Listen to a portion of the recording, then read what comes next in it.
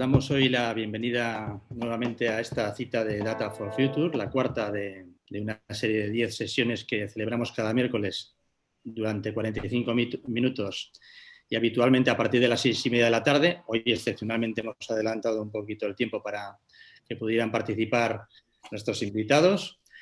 Y bueno, lo hacemos en directo a través de YouTube, y también estos vídeos luego pues pueden encontrarse también junto con sus transcripciones a través del sitio web de Decidata, decidata.es. Bueno, mi nombre es Cherra, colaboro nuevamente en esta presentación, en la presentación de esta iniciativa, en la que no dejaré de agradecer la suerte de tomar el relevo del amigo compañero Gonzalo Artiach. Y como os decía, pues cada miércoles nos reunimos con al menos dos personalidades del mundo de los datos, junto con Iñaki Pertusa. El primero de ellos es José Antonio Lozano. Os voy a leer un poquito. Buenas tardes, José Antonio. Buenas tardes. Os voy a leer un poco, brevemente, su currículum, su gran currículum. Él es alumno fiel de la UPV, de la Universidad del País Vasco. Pronto conseguirá la tarjeta de descuento porque, por lo menos en las cafeterías de la uni, se licenció en matemáticas en 1991, en informática en 1992, te doctoraste en informática en el año 99 y tras entrar en la Facultad de Informática en el 93 obtuviste la cátedra en Ciencias de la Computación e Inteligencia Artificial en 2008. Y supongo que toda esta formación para que al final llegues a casa y algún vecino que te espere en el portal te invite a tomar algo en su casa y surja el peligrosísimo pues ya que de tu profesión, ¿no? Pues ya que estás aquí, échame un vistazo al Windows, que no sé qué me ha tocado el niño y no puedo ver pelis. No, es mucho mejor la de que llegas a junio, subes en ascensor y te dicen, ya estarás de vacaciones, ¿no? O sea, esto te ocurre también. Bueno, actualmente, desde 2019 eres director científico del Centro Vasco de Matemática Aplicada, el BECAM, donde también coordinas el área de Machine Learning. Tienes una larga experiencia investigadora, has dirigido al menos 20 tesis doctorales, has publicado más de 120 artículos en diferentes revistas científicas, que a su vez han recibido más de 12.500 citas. Y también has participado en numerosos proyectos de transferencia en el ámbito de la inteligencia artificial y el aprendizaje automático. Algo que no todo el mundo sabe de ti, José Antonio, es que unido a todo lo anterior, pues si fuera poco, también le pegas al triatlón y a los bailes latinos. A mí, sinceramente, me parece poco. Quizá me llamaría más la atención si practicases el triatlón bailando merengue. ¿Lo has probado alguna vez? No, hasta ahí no he llegado. Bueno. Pero todo puede ser. ¿Cómo surge esto del triatlón? ¿Has hecho deporte toda tu vida o de repente un día...? No, he hecho deporte toda mi vida y el triatlón siempre me llamaba la atención. La verdad es que lo que más he hecho es correr y ciclismo, y últimamente corría más, pero correr al final... Bueno, es muy, para las articulaciones es duro. Entonces ya si combinas 3 deportes, pues todo se hace más suave. Se hace duro porque tienes que cambiar de deporte, pero es más suave para los que corremos. ¿Y los bailes latinos? ¿Cómo surge ahí esa...? Pues no lo sé. Siempre me ha gustado bailar y he estado yendo a clases, pero llevo muchísimos años también. Cada vez que voy de congreso a algún sitio aprovecho para ir a bailar. Muy bien. Te veremos en las pistas algún día. Y lo subiremos al canal de decidata.es, por supuesto. Espero que no.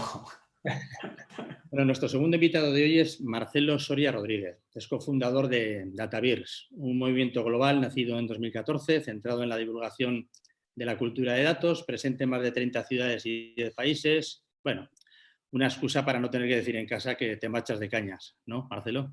Exacto. Bueno. Así es.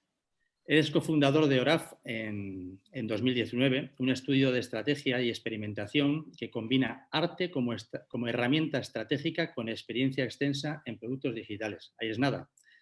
Y también fuiste el coordinador del BBVA Data and Analytics y VP en sus primeros años, el Centro de Excelencia de Analítica Avanzada de BBVA. Allí estuviste a cargo de la estrategia de datos en el BBVA y colaboraste en el lanzamiento de la AI Factory en esta misma entidad. Antes de todo ello, estuviste a cargo de proyectos de innovación, explorando y experimentando con lo que está más allá de los servicios financieros establecidos. No sé hasta dónde llegaste y si hay mucho más allá. Y por si fuera poco, también cofundaste Trecon Solutions en 2017, una empresa de crowdsourcing de datos sobre audiencias móviles. Eres socio en el Instituto Tramontana, se dice así, ¿verdad? Sí. Una entidad superior de formación en diseño y estrategia. Con Tramontana, preparaste una estrategia digital precisamente para la Biblioteca Nacional en 2017. Como no te aburres, también fuiste fundador de empresas en el sector de viajes y de empresas y localización de talento. ¿Qué es esto exactamente? Pues una especie de peer-to-peer headhunting o algo así. Que no funcionó, vamos a dejarlo claro ya también de entrada, pero bueno, pero bueno, había que intentarlo. Ahí comenzaste. Y lo que no todo el mundo sabe de ti es que eres arquitecto frustrado, ¿eh? No lo digo yo, lo dices tú. Lo digo yo. Y en parte quizá esto te lleva a tratar de encontrar el punto de encuentro entre el arte, la cultura, la belleza en general y la generación de valor para la empresa, ¿eh? Te define de alguna manera en la forma de ser y estar en la vida, ¿no? Más o menos, eso es. Muy bien. Y nos acompaña también, como todos los miércoles, pues Iñaki Pertusa, ¿eh? Él es nuestro Einstein de la gestión y la gobernanza de datos y la traducción de estos datos en información de valor para las empresas. ¿Te he definido bien, Iñaki? Bueno, ponerme a la de Einstein yo creo que es un poco demasiado. Yo creo que desde Ciata lo que tratamos es aterrizar en cosas que tanto con José Antonio como Marcelo han desarrollado en su carrera y que van muy adelantados a la realidad que nos encontramos en las empresas con las que colaboramos, y nosotros hacemos de puente, ¿no? De intentar aterrizar todos los avances que se hacen en la analítica avanzada y la inteligencia artificial a una realidad más pedestre y a ayudar a esos clientes, a esas empresas a solventar las barreras y los problemas que se encuentran en ese camino. Que no son pocas. Sí. Las barreras, ¿eh? Muy bien, pues venga, tenemos por delante aproximadamente 40 minutos, 38 exactamente. Vamos a ver si somos capaces de abordar todos los temas que hoy nos hemos planteado, ¿eh? Vamos a empezar contigo, José Antonio, y vamos a hablar sobre el efecto transformador de los datos y la inteligencia artificial. Primera pregunta sería, ¿cómo definirías el actual uso de los datos y la inteligencia artificial precisamente en el mundo de la empresa? Bueno, primero hay que saber qué es la inteligencia artificial, que no tengo claro que muchos de los que hablan de ella sepan qué es, porque, quiero decir, esto es una historia larga. Hay gente que lleva investigando en inteligencia artificial 25 años y de repente ha aparecido cantidad de gente debajo de las piedras que saben muchísimo de inteligencia artificial. Entonces, bueno, primero hay que definir o tener claro qué es lo que puede aportar la inteligencia artificial y los datos a la empresa, ¿no? La inteligencia artificial es mucho más amplio que el análisis de datos, ¿no? El análisis de datos es una parte de la inteligencia artificial, pero la inteligencia artificial es mucho más amplia, ¿no? Es verdad que muchos de los sistemas de inteligencia artificial se acaban reduciendo en muchas ocasiones a análisis de datos, ¿no?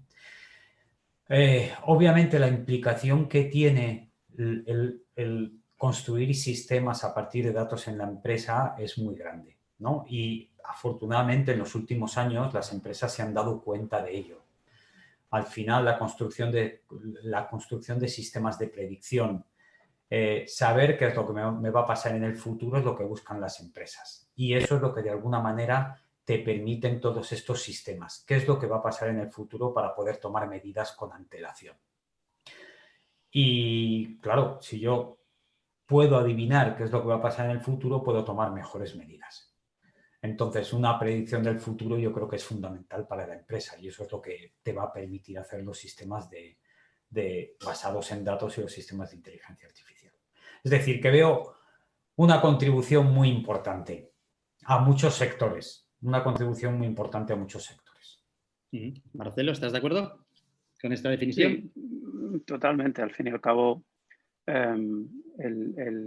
los datos para una empresa son como los sentidos. Nosotros, los seres vivos, tenemos sentidos que nos permiten entender qué es lo que pasa a nuestro alrededor y actuar en consecuencia, porque tenemos la manía de querer sobrevivir y para eso, pues, no sé, tenemos que buscar comida, tenemos que buscar un sitio donde resguardarnos de las inclemencias del tiempo y todo esto. Y luego hacemos cosas más avanzadas como relacionarnos con gente y para eso, pues, también nuestros sentidos nos ayudan y el procesamiento de todo lo que llega. Y las empresas pues tienen que hacer lo mismo, tienen que tener algún tipo de entendimiento de en qué contexto se mueven y qué cosas hay alrededor de ellas que hace o sea, que les afectan de una manera o de otra, y entonces los datos son una pieza central en eso. Más allá de eso, el qué puedes hacer con los datos, cuantas más cosas puedes hacer con ellos, mejor. Bueno, cuantas más cosas no, pero cuanto más te ayude esa información a adaptarte adecuadamente a tu entorno, mejor. Y para eso hay técnicas de mayor o menor complejidad. Algunas quizás se podrían englobar bajo esa inteligencia artificial que mucha gente se refiere, como bien decíamos antes, de manera un tanto frágil, a cosas a veces que no son, a veces sí.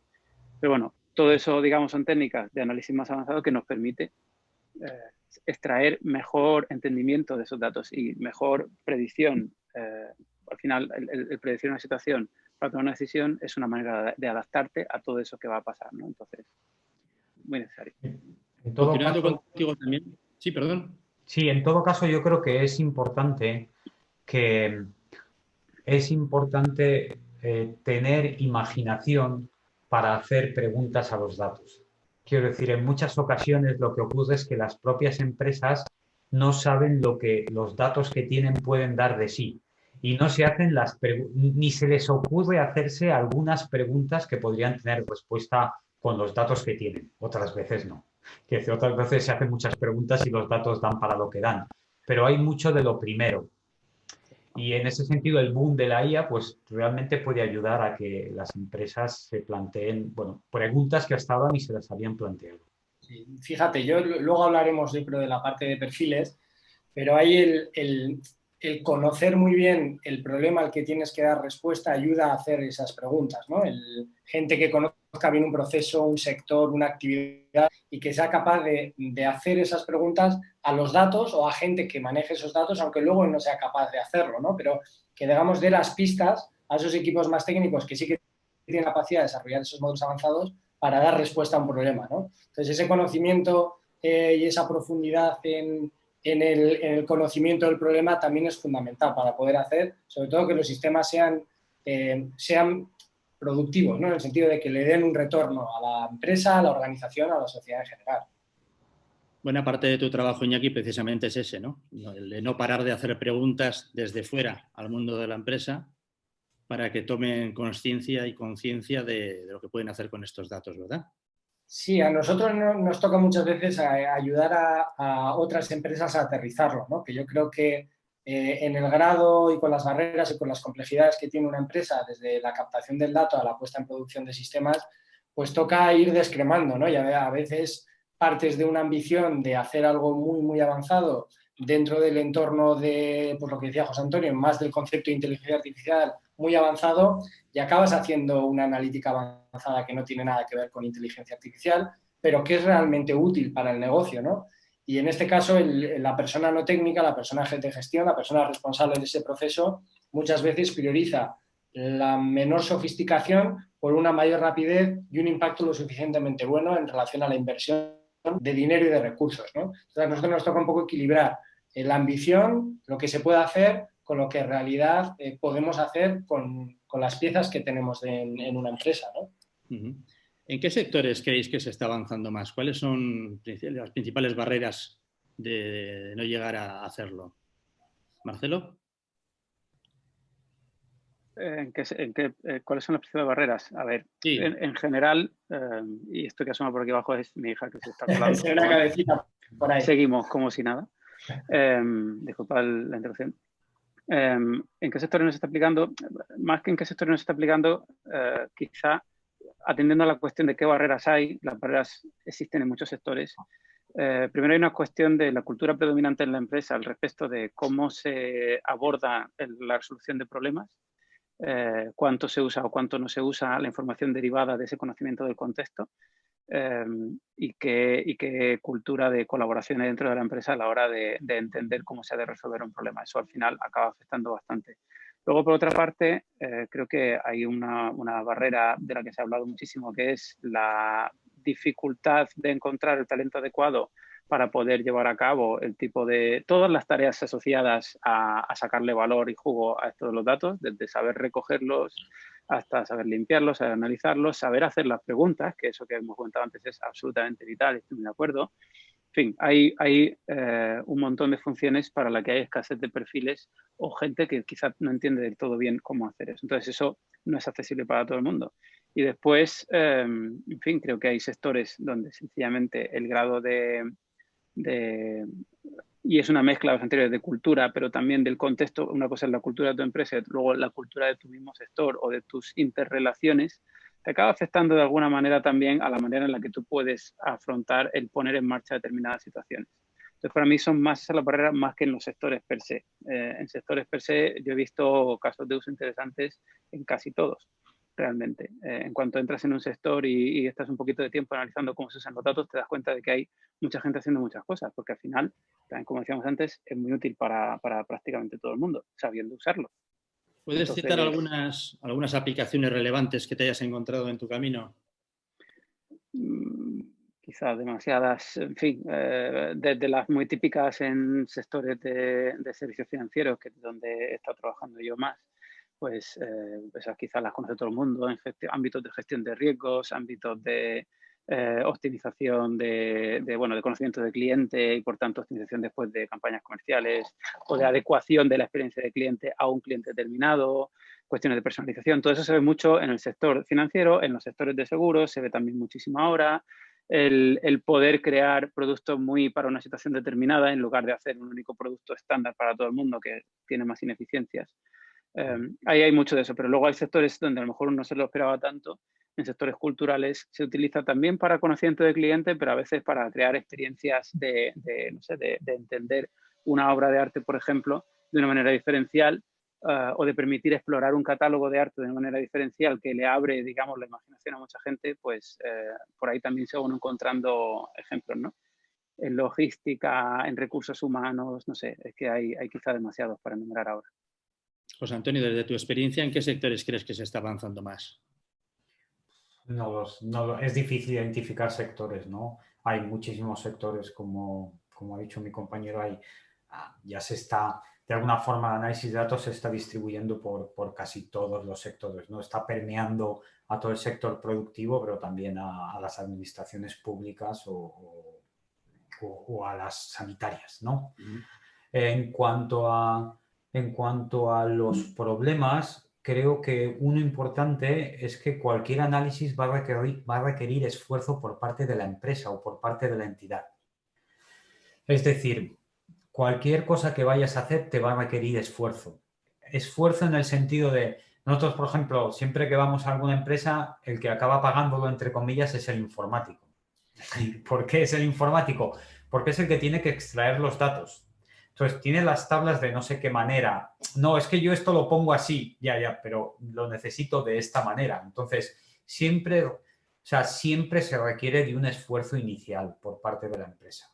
Y es un esfuerzo que a veces es muy grande y a veces no. Es decir, hay empresas que están bastante bien digitalizadas y la información la tienen muy a mano y hay empresas, yo no voy a decir ejemplos, pues que se dedican a la distribución y no saben cuántas camionetas tienen. Hablamos, por tanto, de la importancia de la calidad de esos datos y, por tanto, para la mejor toma de decisiones, ¿no? Perdona, Cherra, eso que comentaba José Antonio me parece muy interesante porque nosotros nos encontramos a veces a directivos que nos dicen, bueno, pues el modelo metemos todo en la coctelera. Me hace gracia lo de la coctelera porque lo hemos oído en varios sitios, ¿no? Y ya eso me da la solución, ¿no?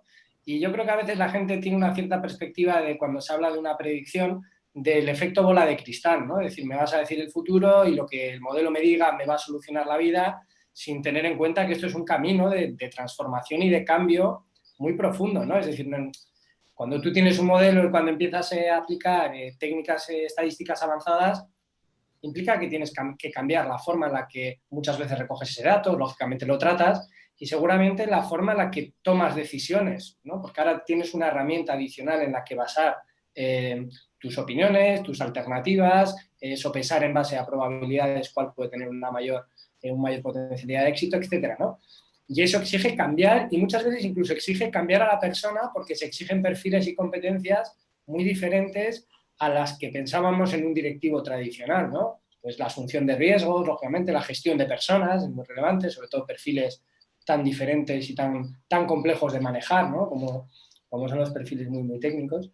Y por lo tanto exige una voluntad de información que muchas veces la persona que es responsable de hacerla pues no está muy concienciada de que tiene que hacerla, ¿no? Nos encontramos dificultades tanto en la adquisición de los datos, la gobernanza, el análisis, esa traducción también de todos esos datos en información. ¿Cómo se podría mejorar todo esto? ¿Cómo se podrían eliminar esas dificultades a la hora de interpretar la información, tenerla bien trabajada y analizarla adecuadamente? José Antonio. Bueno, primero hay que partir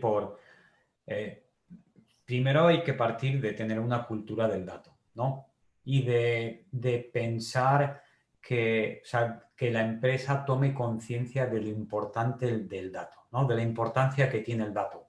Pero para tomar conciencia tiene que ver lo que se puede hacer con él, ¿no? Entonces es importante que tome conciencia del dato porque luego va a hacer algo con él, ¿no? Ese es el primer paso. Entonces, si tú tomas conciencia de la importancia del dato, te preocupas de almacenar lo interesante, lo que es relevante y no almacenar lo que no lo es, ¿no? Almacenar aquello que te va a permitir construir modelos que te van a ser útiles en tu quehacer, ¿no? Ese es digamos, la primera barrera que hay. Luego, claro, hablábamos de la toma de decisiones. Es importante que la persona que va a tomar las decisiones ahora mismo tiene un conocimiento debe tener un conocimiento que no tenía antes. Y, por ejemplo, el saber analizar datos provenientes de un modelo es muy importante. Saber analizar, quiero decir, cuando te dicen que he evaluado un modelo utilizando esta técnica, ¿qué es lo que quiere decir eso? Es algo importante. Entonces, esa formación yo creo que también, como dice Iñaki, es relevante. Es decir, importante las personas. Marcelo, ¿qué nuevos perfiles profesionales crees que se demandarán precisamente tras esta crisis? ¿Cuáles serán además sus fundamentales competencias? Bueno, no sé si van a cambiar mucho en cuanto a cómo se usan los datos por la crisis en la que nos estamos metiendo o en la que estamos, o en fin, creo que tiene más que ver con ya veníamos en una renovada moda y un nuevo furor por vamos a usar datos para todo y parece que los datos son el santo grial y lo curan todo, como estabais diciendo antes también vosotros. Entonces, eso no es así, tiene una complejidad asociada importante, tanto en los perfiles que manejan los datos como en el resto de la empresa, porque van a tener que cambiar la manera de hacer las cosas y la cultura. Entonces, en cuanto a, hay ya una serie de perfiles establecidos en el mundo de la empresa que tienen que ver con el tratamiento directamente de los datos, pero creo que también hay funciones que no están tan establecidas y tienen que ver con no ya el tratamiento del dato per se, sino el entender de una manera profunda qué te permite hacer el dato y qué implicaciones tiene para el resto de la organización, que es una mezcla de conocer tu sector y tu negocio, de conocer las necesidades de tus clientes, de conocer lo que el dato puede hacer y de conocer las otras funciones dentro de la empresa para saber coordinarlas de alguna manera o por lo menos actuar como un catalizador del cambio. Entonces, esas funciones, alguien que pueda comunicar lo que sucede o que pueda diseñar lo que sucede o que pueda pensar bien lo que va a tener que suceder, son funciones que yo no he visto en muchas empresas todavía. Entonces, perfiles de ese estilo van a hacer falta perfiles también según los sistemas vayan adquiriendo una complejidad creciente, va a ser gente que sepa explicarle eso al cliente. En el caso de productos de consumidor final, el cliente se va a enfrentar a un producto que progresivamente va a ir teniendo un comportamiento propio. No es un producto determinista. En cuanto se trata de sistemas de machine learning, el software deja de ser determinista, deja de ser que siempre hace exactamente lo mismo, sino que en función de la persona que lo utiliza y del contexto, el software hace algo diferente. Entonces, que el producto sepa expresarse a sí mismo, que sepa educar a su usuario, es algo bastante complejo. Diseñar eso es muy complicado. No hay tantos ejemplos aún por ahí a día de hoy. Y bueno, y sí ha habido en distintas empresas experiencias tanto positivas como experiencias de cuando no lo haces del todo bien, ¿qué es lo que pasa? Entonces, ahí hay, creo que, un campo bastante grande de trabajo para saber integrar de una manera muy, muy fina toda la potencia que trae esto, pero saber integrarla de la mejor manera posible, que es que no se vea. Al usuario final le da igual si usas este algoritmo o este dato o lo que sea, ¿no? O a tu cliente. Lo que ellos necesitan es resolver un problema. Entonces, saber enfocarlo muy bien hacia eso, cambiando por un lado toda la empresa para que eso se haga de una manera diferente y por otro lado para que el cliente lo entienda, requiere un montón de gente con capacidades que hoy en día, bueno, no son tan habituales. Hacen falta, José Antonio, por tanto, más perfiles y sobre todo mejores perfiles en las organizaciones, ¿no? De tu experiencia también en la universidad, ya que tienes tarjeta de descuento en las cafeterías, ¿cómo crees que será la formación en la universidad profesional en el futuro? Formación profesional en este sentido. Yo creo que, por ejemplo, una formación que tiene que... Quiero decir, obviamente ya estamos formando alumnos en el ámbito de la inteligencia artificial, ¿no? Ese es un primer paso, pero yo creo que, por ejemplo, el ingeniero industrial, como lo conocemos hasta ahora, va a cambiar. O cambia o cambia o si no, se va a quedar muy atrás. El perfil de ingeniero industrial estoy hablando, ya no del ingeniero informático o sea, hay conocimientos que o los adquiere o se va a quedar muy lejos, ¿no? Porque la formación actual del ingeniero industrial está muy orientada a sistemas muy deterministas y quiero decir, pues digamos que estamos cambiando hacia un mundo mucho más digital, mucho más donde la probabilidad, donde estos aspectos tienen mucha mayor relevancia. Iñaki, ¿tienes algo que aportar? Sí, fíjate, ligando los dos temas que comentaban tanto Marcelo como José Antonio, comentaba José Antonio el nuevo perfil del ingeniero, ¿no? Pero no queda olvidarse del nuevo perfil del directivo, porque al final las transformaciones culturales, las transformaciones organizacionales normalmente vienen de la parte de gestión, ¿no? Que son los que definen la estrategia, los que tienen que definir la cultura del dato, una estrategia del dato, ¿no? Y ahí estoy totalmente de acuerdo en que el directivo, tal como lo conocíamos, va a cambiar, es decir, el dato va a ser un soporte adicional en la toma de decisiones y vamos a ver directivos con una mayor formación técnica en estadística, que son capaces de manejar datos, que son capaces de establecer un relato de por qué toman una decisión basándose en el análisis de la situación sobre la que tienen que actuar, pero al fin y al cabo van a tener que seguir tomando decisiones con un riesgo asociado, ¿no? Es decir, el dato no te soluciona la vida, sino que es una herramienta, es una muleta, pero vamos a seguir necesitando tomar las decisiones las personas, ¿no? Mi duda ahí, y ese es un tema que siempre discutimos con el cliente, si estos cambios también pueden venir de abajo arriba, ¿no? Si desde el punto de vista de la operativa, desde el perfil más técnico, se pueden proponer este tipo de cambios y que vaya calando en vez de arriba abajo, de abajo arriba, ¿no? Ya hemos visto un poco ejemplo de todo tipo y no tenemos una decisión clara, ¿no? Una opinión clara sobre eso. Si llegásemos a una estructura organizacional en la que podemos crear desde cero ese departamento, ese área de datos de inteligencia artificial, ¿cómo creéis que se debería organizar en función de los datos de la empresa? ¿Un departamento nuevo? ¿Una unidad? ¿Algo híbrido? ¿Una persona responsable para cada área o para toda la organización?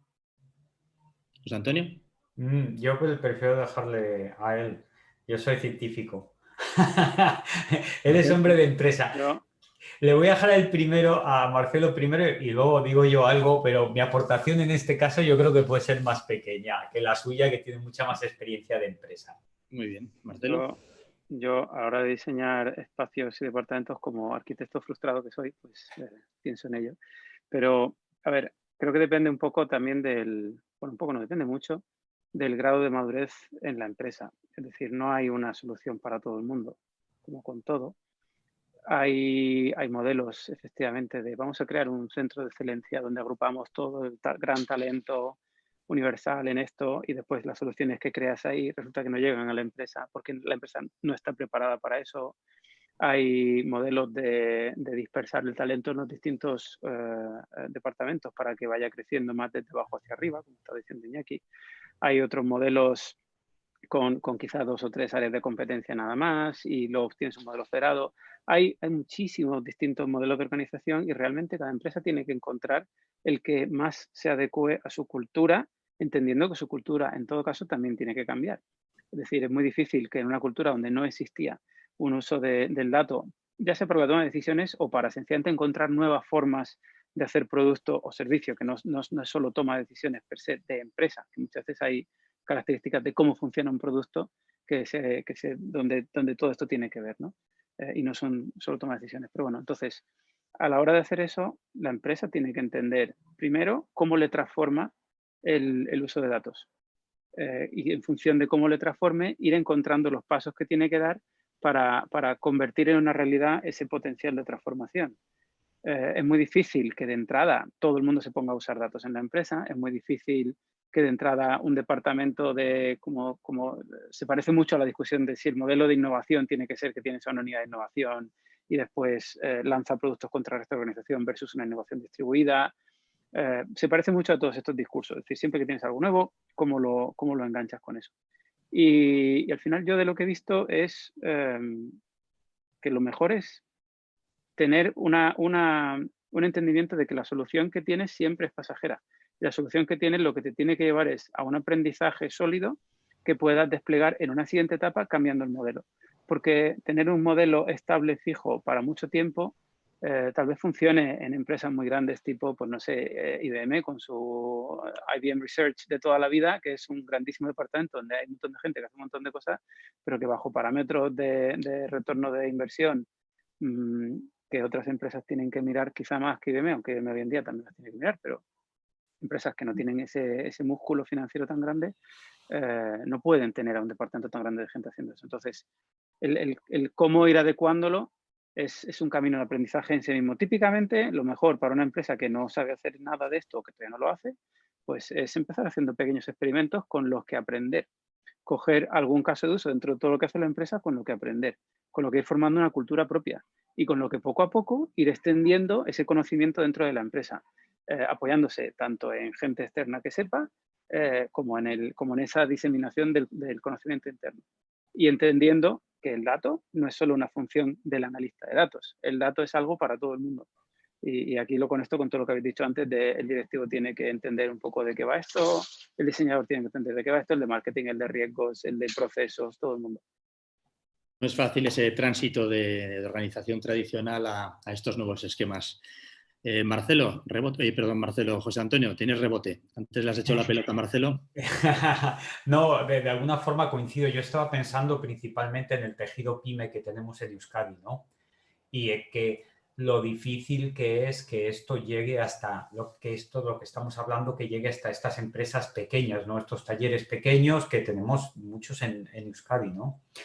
Y como, bueno, lo que comenta Marcelo, que me parece que es una opción, que es la opción probablemente más razonable, ¿no? Tener a alguien, empezar por un caso de uso y pedir ayuda afuera, pero al mismo tiempo hacer partícipes a los demás de lo importante que es, bueno, que disponer de esos datos y lo que nos va a permitir, ¿no? Yo creo que si haces un caso de éxito, aunque sea pequeño, el resto de la organización empieza a mirar y dice, mira, lo que ha conseguido este, ¿no? Pues empieza a surgir un poco de interés y empieza a surgir, bueno, cierta inquietud acerca de esto.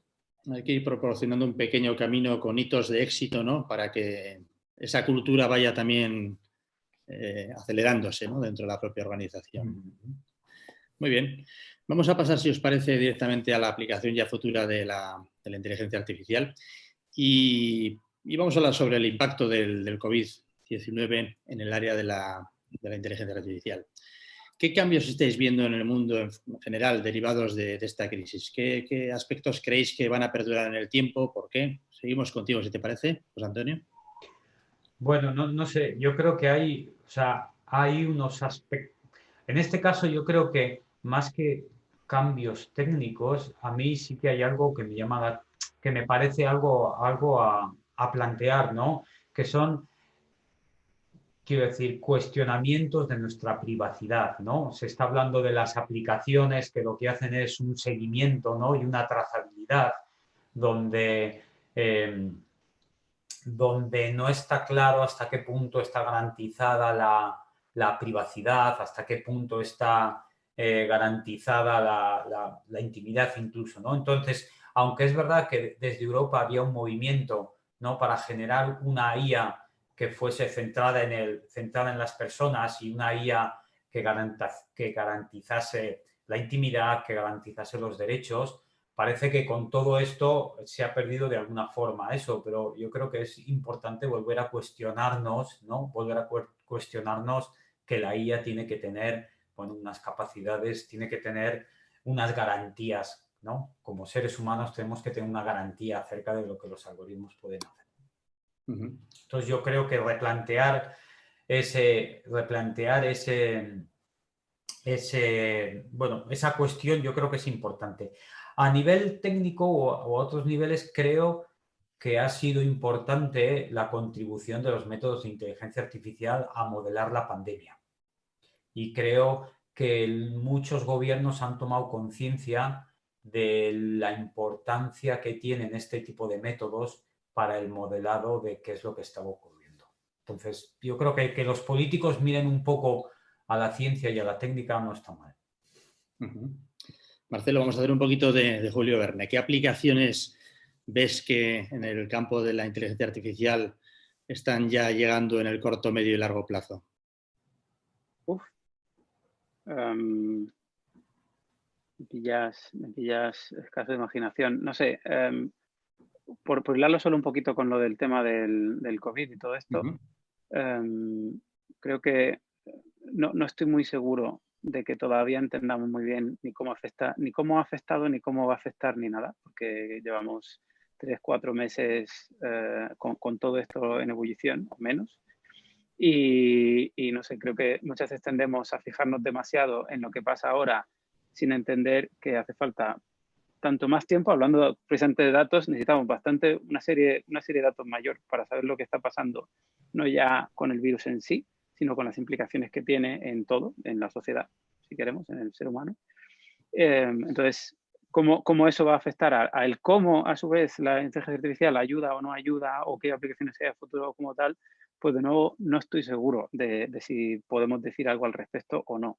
Si extraemos esa variable y sencillamente decimos, bueno, pues el mundo, haga lo que haga el mundo, había ya un cambio en marcha o había más que un cambio, una evolución en marcha con toda esta utilización, pues entonces sí que creo que ahí tal vez productos, como decía antes, productos que no son tan deterministas, y esto ya sucede, es decir, hoy en día utilizamos un montón de aplicaciones en el teléfono muy de consumo muchas veces, que para nada son deterministas, y el cómo escuchas música hoy no tiene nada que ver con el cómo escuchaba música hace 10 años, y todo es por la utilización de algoritmos de recomendación y un montón de cuestiones que están por ahí. Entonces, bueno, eso ya nos ha cambiado mucho la forma de actuar y ni nos hemos dado cuenta. Y tenemos aplicaciones que tienen una especie de comportamiento que altera el nuestro, porque hoy me han recomendado no sé qué música que me cambia a mí el estado de humor y eso está ahí. Entonces, no hay que irse muy lejos para pensar que es que esas cosas van a pasar. Eso ya está pasando. Lo único que va a pasar en cada vez más sectores y en formas en las que me parece que es difícil predecir cómo van a funcionar, ¿no? Sí que veo una cosa en parte relacionado con lo del COVID, y es que una de las cosas interesantes, se ha hablado mucho sobre cómo ha producido una digitalización forzosa a mucha gente y a muchos negocios, y si no una digitalización bien hecha, por lo menos tenemos que apañar algo rápido pues para todo, ¿no? Para el teletrabajo, para la teleeducación y un montón de servicios. Y hemos dejado a la gente en su casa mucho tiempo sin tener contacto físico humano con otras personas, que es una de las cosas hacia las que nos llevaría potencialmente la digitalización en muchos servicios. Y creo que el efecto que ha tenido esa digitalización tan forzosa sobre la gente, bueno, de nuevo, no lo entendemos del todo, pero basta hablar con mucha gente para que te des cuenta de que no sabemos ni lo que es, ni nos termina de encajar bien eso de no tratar tanto con humanos y utilizar mucho más canales digitales, ¿no? Entonces sí que creo que va a haber mucho, como eso sí que será una tendencia que sencillamente se ha acelerado y siga habiendo o no siga habiendo rebrotes o lo que sea, pues bueno, yo creo que ya es una ola que se va a aprovechar por parte de las empresas para avanzar por ahí. Entonces creo que va a ser muy interesante en la utilización de estas tecnologías y otras, pero bueno, estas en concreto, para hacer de todo eso un medio más humano, para hacer de todo eso un medio más entendible para el humano, para que el humano se sienta un poquito más en casa en todo eso.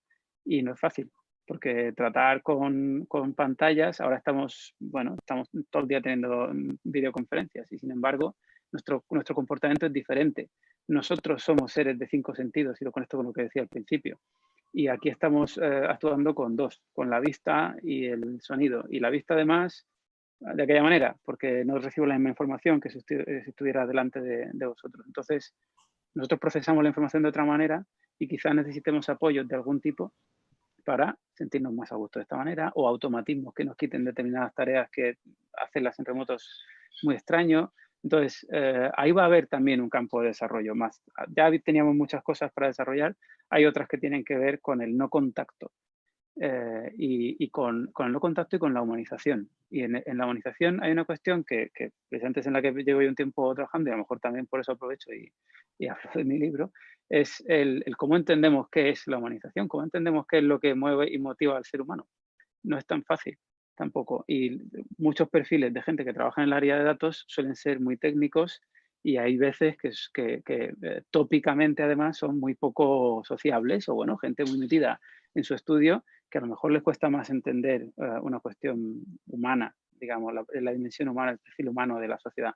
Entonces, el cómo llegar a ese entendimiento me parece que es un área de trabajo súper interesante, donde hay muchísimo que hacer entre datos, inteligencia artificial y técnicas diversas y humanidades en general.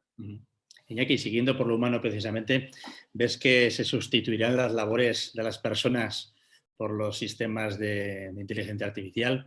¿Cuáles crees que son sustituibles, cuáles no? Mira, siguiendo con el tema de la humanización que comentaba Marcelo, ¿no? La sanidad es un gran ejemplo donde es muy difícil que ese contacto persona a persona, es decir, yo me acuerdo de una campaña, no sé si fue de UNICEF, que decía solo un humano puede curar a un humano, ¿no? Y yo creo que estos enfermos que han estado mucho tiempo en una UCI con sistemas muy automatizados, que son los que te mantienen vivo, en el sentido más literal de la palabra, cuando tú sales de una situación de ese tipo, lo que más valoras es el contacto personal que has tenido con el equipo que te ha atendido, ¿no? Y todos los aplausos que vemos de la gente que sale de la UCI, el reconocimiento de los enfermos, va ligado a esa relación humana, ¿no? Entonces, aquí hay dos temas o dos áreas donde yo creo que la utilización de los datos y técnicas avanzadas tienen un futuro inmediato, ¿no? Es la resolución de problemas muy repetitivos para los que el humano aporta poco, ¿no? y un sistema automático lo va a hacer mejor. Y luego, en el sentido más amplio, pues va a depender mucho, ¿no? Es decir, si los datos y la analítica avanzada de inteligencia artificial lo vemos como una herramienta de resolución de problemas, tendremos que ver cuáles son los problemas a los que nos enfrentamos en el futuro para ver qué aplicaciones hay, ¿no? A mí hay una que me encanta y es el de la regulación del aparcamiento en la calle, ¿no? Aquí en Bilbao es la OTA. Pues bueno, las personas que van mirando a ver si has puesto el ticket llevan un móvil en el que miran la matrícula del coche, y eso es un sistema de reconocimiento basado en inteligencia artificial. Reconoce el número, se conecta a una base de datos y dice si tienes el ticket en hora o no, ¿no? Y yo una vez hablaba con uno de estos reguladores de la hora y él no era consciente de lo que había detrás. Bueno, yo pongo la cámara, me lo reconoce, me dice, veo si hay un error, no hay un error, y yo corrijo si hay un error, ¿no? Pero ya vemos que incluso en problemas muy diarios, muy pedestres, empezamos a tener este tipo de sistemas, ¿no? Y yo creo que eso se irá ampliando a medida que veamos problemas, al que nos enfrentemos a nuevos problemas, y por lo tanto veamos nuevas aplicaciones de estas técnicas. José Antonio, es cierto que las administraciones ejecutivas, las que recaudan perritas, son las que más avanzadas están en la gestión y gobernanza de datos y la de inteligencia artificial aplicada a todo ello. Bueno, no sé si son las más avanzadas, pero sí que están empezando a preocuparse. Sobre todo al final, quiero decir, la detección de fraude es es una rama en la que el análisis de datos puede aportar muchísimo y dar y servir de ayuda para detectar todo tipo de fraudes, ¿no? En ese sentido, las administraciones públicas en ese área sí que están haciendo avances, ¿no? Porque cualquier inversión, por pequeña que hagas, vas a recuperar mucho dinero y además es dinero de todos, con lo cual yo estoy totalmente a favor. Muy bien. Marcelo, ¿tú también estás a favor? Bueno, yo estoy a favor de que se utilice siempre que los problemas, y en este, claro, y en este caso efectivamente es mucha utilidad. Entonces, bueno, no sé si son los más avanzados o no dentro de la administración pública, la verdad es que no tengo mucho conocimiento, pero que tienen mucho que ganar por supuesto. Entonces, en fin, todo lo que sea inversiones en ese sentido, bien dirigidas, bien estructuradas y bien diseñadas, muy a favor. Muy bien. Bueno, pues parece que no, pero ya han pasado 45 minutos desde que hemos comenzado este conversatorio. Os voy a pedir que tratemos de sintetizar pues, en un minuto, el famoso minuto de oro, nuestro pequeño resumen sobre la materia de hoy. Empezamos por ti, José Antonio. Mar, qué difícil es esto. Bueno, has dicho cosas interesantes, ¿eh? Bueno, no lo sé, quiero decir, si tuviese que decir algo es que primero que la construcción de sistemas de inteligencia artificial es algo que va a estar en el día a día de aquí a que ya lo tenemos en el día a día, pero que se va a incrementar, pues de forma rápida, que es necesaria una formación específica y son necesarios unos perfiles muy concretos y que va a crear una transformación importante de diferentes sectores, tanto de las empresas como del sector administrativo, como de la administración.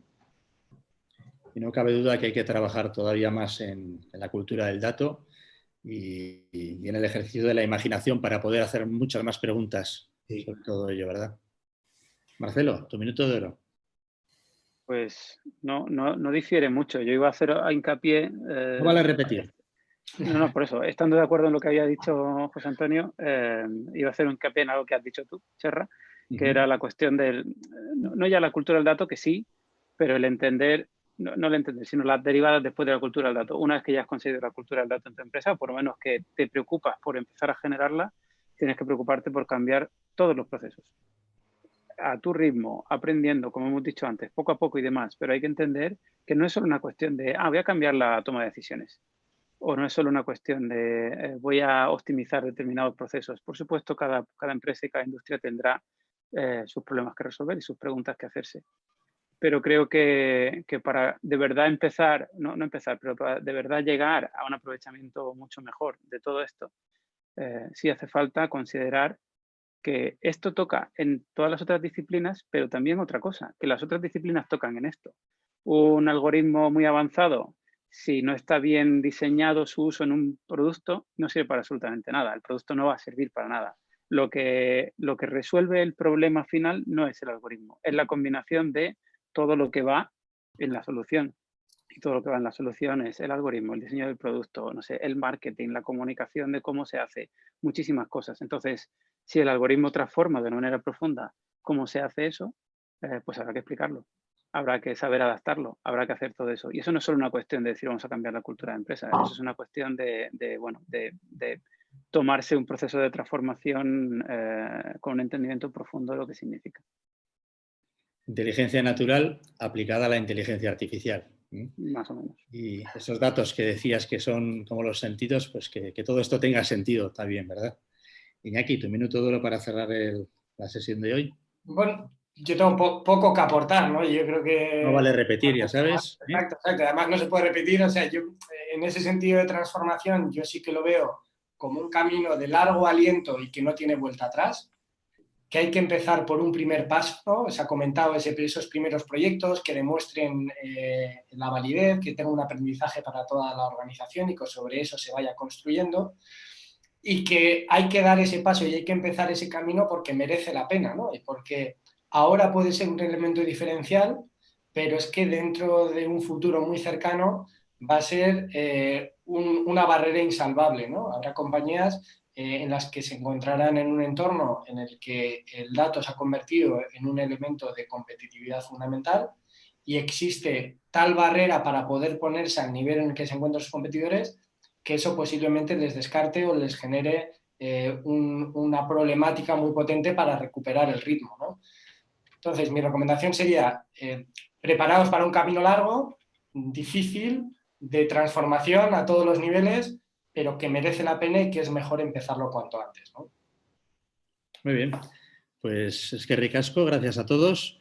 Nos volveremos a ver el próximo miércoles 10, me parece que es, si no cambia el horario, a las 6:30 de la tarde, entre las 6:30 y las 7:15 de la tarde. Hoy nos vamos a desvelar todavía quiénes serán nuestros próximos invitados. Y recordar que pues, en el sitio web de Cidata.es iremos colgando, iremos actualizando estos conversatorios, y tanto en vídeo como en sus respectivas transcripciones, que el pobre Iñaki, gracias a la inteligencia artificial y también al uso de su natural inteligencia, pues cada semana hace un gran esfuerzo en transcribir. Gracias a todos y nos vemos entonces el próximo miércoles. Bien. Muchas gracias. Gracias a vosotros.